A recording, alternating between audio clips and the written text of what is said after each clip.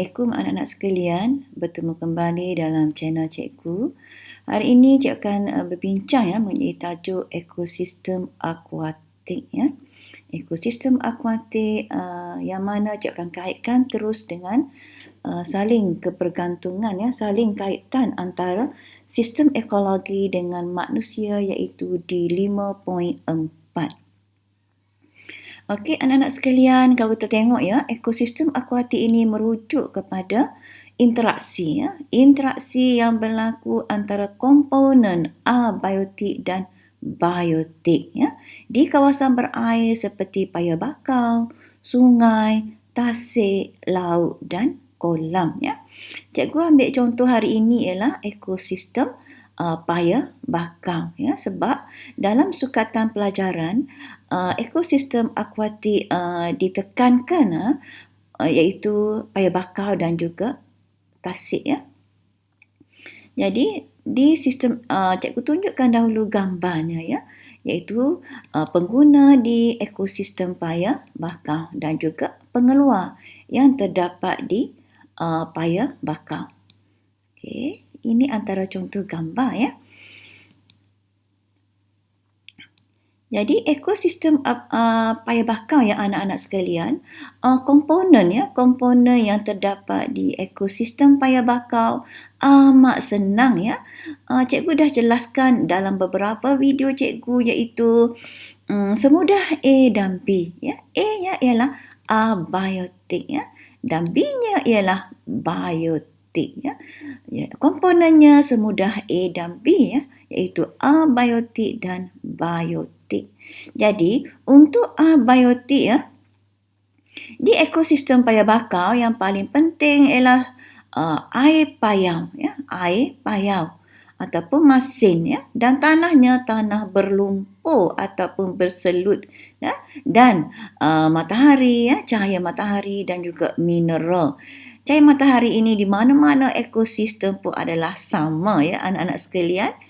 Jadi bagi unsur biotik pula terdapatnya pokok pokok bakau yang mana pokok-pokok yang amat sesuai dengan paya bakau. Contohnya pokok berembang, pokok berbarut, pokok api-api, pokok bakau sendiri sama ada bakau kurap ataupun bakau minyak dan pengguna pula terdiri pada monyet, kera, ular, memerang, ikan pelacak, buaya dan burung. Itu contoh anak-anak sekalian.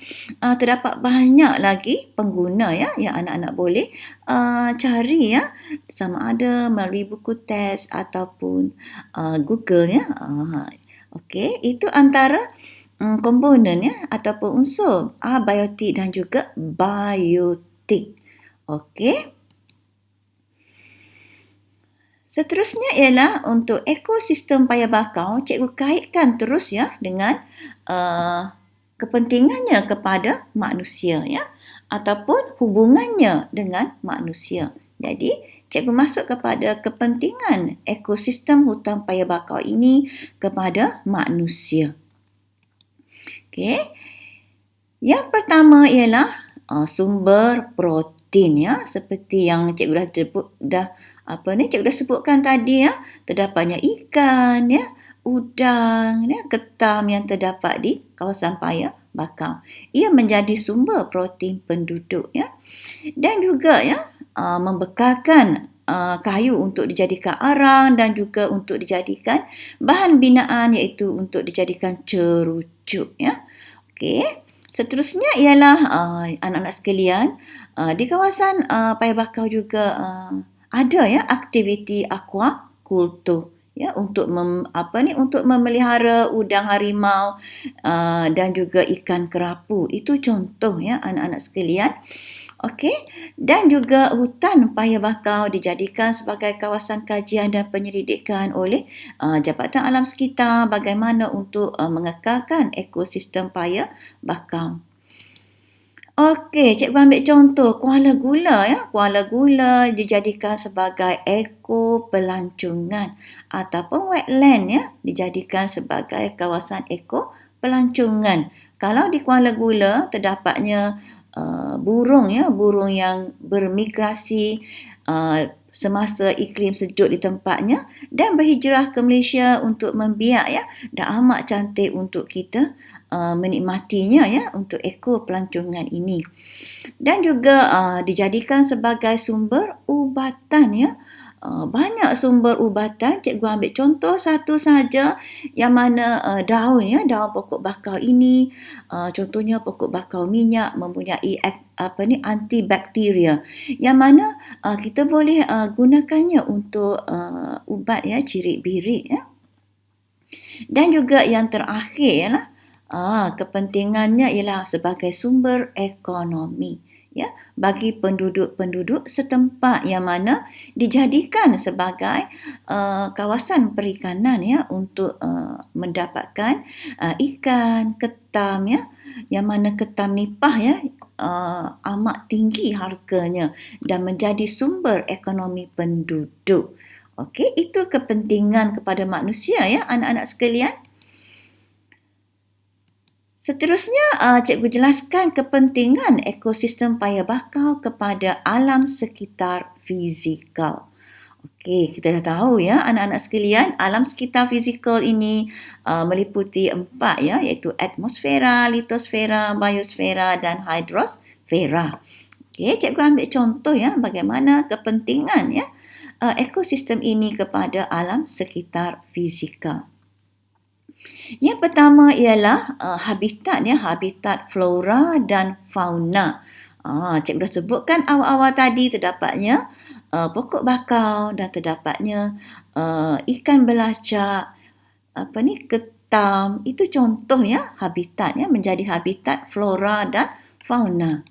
Yang kedua ialah membekalkan gas oksigen ya, membekalkan gas oksigen dan tentu sekali menyerap karbon dioksida dan juga menjalankan sejat peluhan yang akhirnya akan menyederhanakan suhu.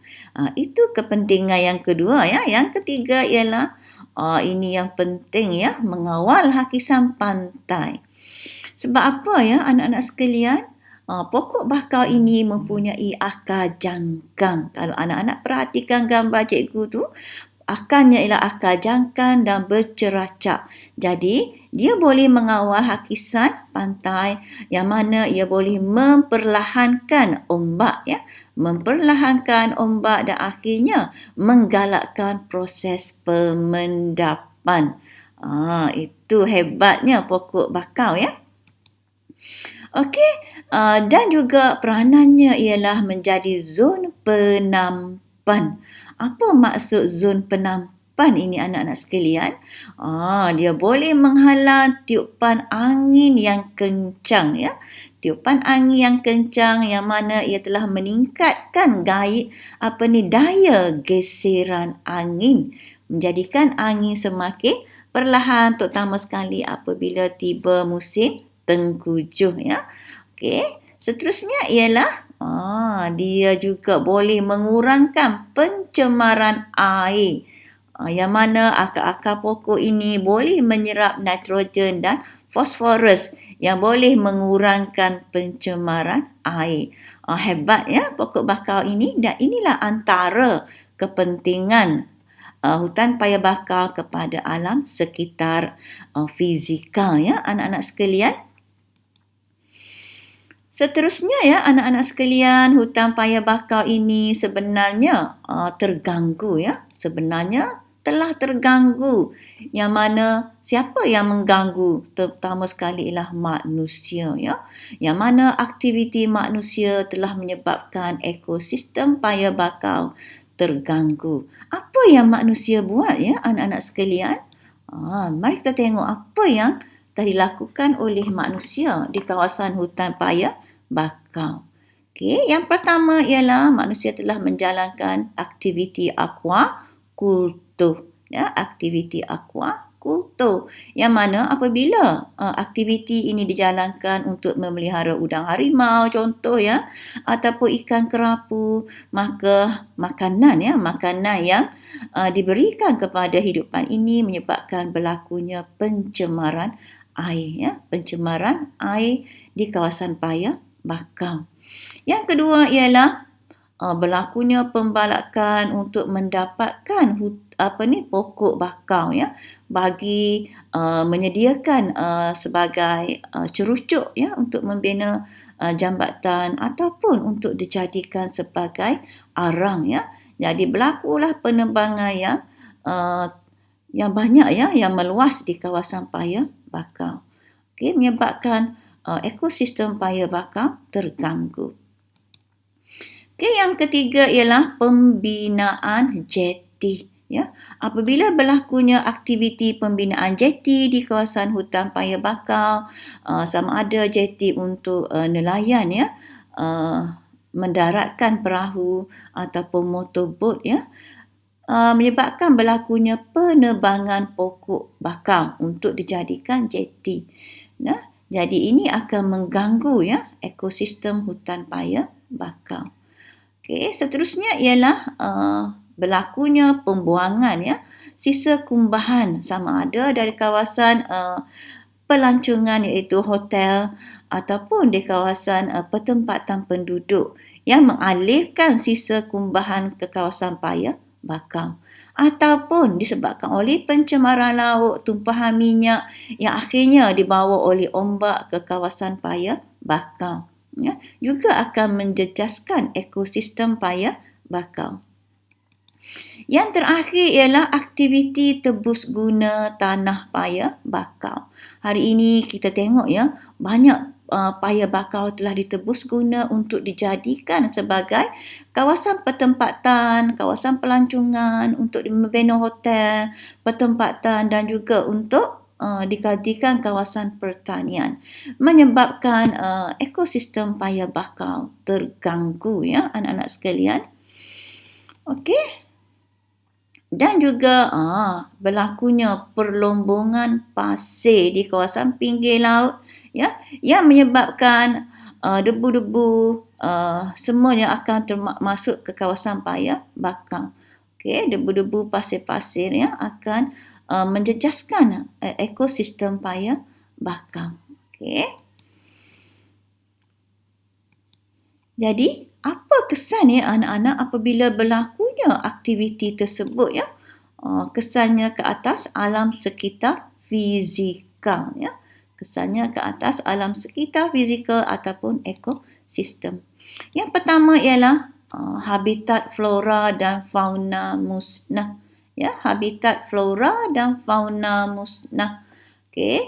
Yang kedua ialah biodiversity juga akan musnah. Ya, pokok, binatang, ya, hidupan di kawasan ini akan musnah apabila berlaku pencemaran air atau penebangan pokok ya.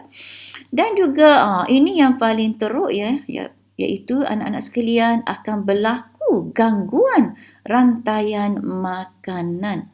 Ya, bagaimana terganggu ya anak-anak sekalian? Apabila pokok bakau telah ditebang, pokok berembang telah ditebang, maka tidak ada lagi pengeluar. Bila tidak ada pengeluar, maka pengguna primer tidak mendapat sumber makanan. Bila sumber pengguna primer tidak ada, maka pengguna sekunder juga akan terganggu. Dan akhirnya keseluruhan rantaian makanan akan terganggu. Nampak kecil kita tebang pokok, tapi kesannya amat besar ya anak-anak sekalian. Okey, dan akhirnya akan mengganggu sebuah ekosistem ya, akan mengganggu sebuah ekosistem hutan paya bakau. Okey, itu kesan ke atas alam sekitar fizikal. Okey, dan apabila ada kesan anak-anak, kita mestilah melakukan sesuatu ya agar kesan tadi dapat kita atasi ya. Jadi kita menggunakan kaedah ya pemeliharaan dan pemeliharaan sebagai langkah untuk memulihkan dan memelihara hutan paya bakau ya. Kita mesti lakukan ni ya, sama ada oleh agensi kerajaan ataupun orang bersendirian ya. Yang pertama ialah kita boleh melakukan aktiviti pembiakan semula fauna ya. Okey, ataupun flora. Okey, bagi fauna, kita boleh membiak ketam ataupun ikan belacak ya semula untuk menghasilkan ekosistem semula jadi di hutan paya bakau. Okey, yang kedua ialah kita menanam ya, penanaman semula pokok bakau ya. Ini banyak dilakukan oleh Jabatan Alam Sekitar ataupun oleh NGO yang peka dengan hutan paya bakau dan ada juga ya yang dijadikan sebagai tapak ramsar ya, tapak ramsar untuk hutan paya bakau ya. Yang ketiga ialah mengadakan sistem pembentungan berpusat yang mana air kumbahan ini perlu diproses dahulu barulah dilepaskan ke kawasan paya bakau supaya air di kawasan paya bakau tidak akan tercemar ya. Okey, seterusnya ialah bagi pemeliharaan pula ialah melakukan penebangan secara terpilih ya, penebangan secara terpilih ya. Maksudnya pokok-pokok yang telah matang boleh ditebang dan meninggalkan pokok-pokok yang masih kecil ya. Okey, dan seterusnya ialah mewartakan sebagai hutan simpan.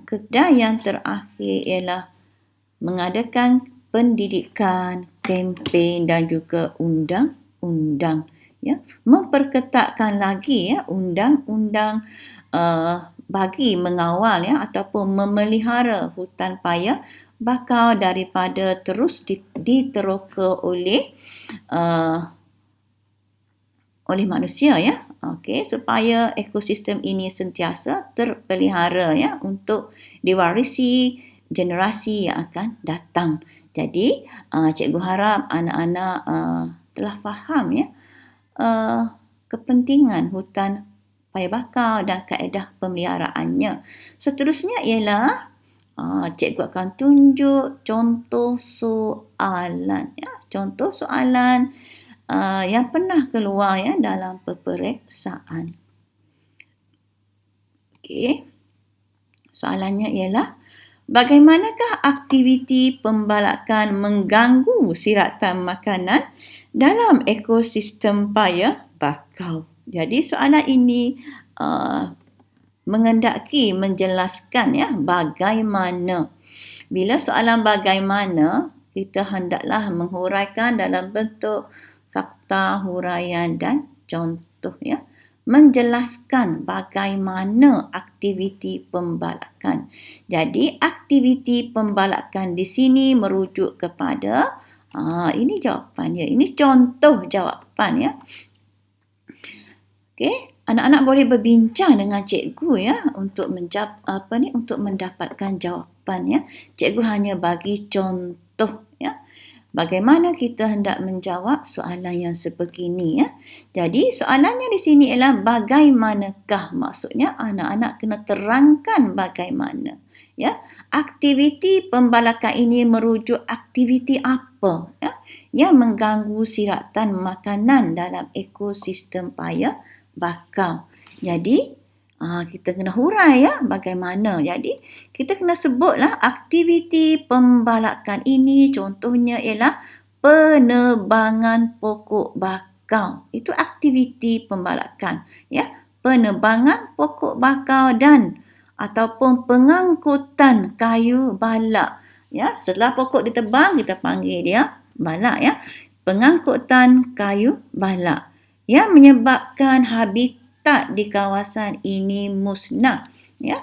Apabila kita tebang pokok bermaksud habitat ya, habitat bagi fauna dan flora akan musnah ya. Contohnya adalah pokok bakau ya, pokok berembang akan musnah yang menyebabkan sumber makanan fauna juga akan musnah ya. Sumber makanan fauna ataupun pengguna akan musnah.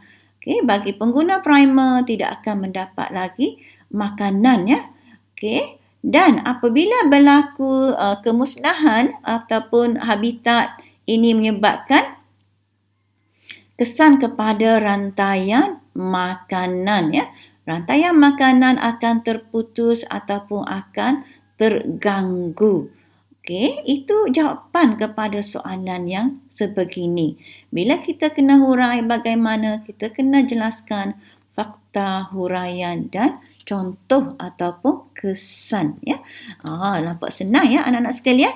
Dan cikgu rasa anak-anak dah boleh menjawabnya sebab cikgu dah jelaskan bagaimana nak menjawab soalan bagaimanakah dalam teknik menjawab cikgu. Okey, soalan seterusnya ialah huraikan 2 langkah semula jadi yang boleh dilaksanakan untuk mengekalkan ekosistem paya bakau. Okey. 2 langkah semula jadi. Ya. Bila sebut 2 langkah semula jadi, kita merujuk pada langkah untuk mewujudkan hutan itu. Ya.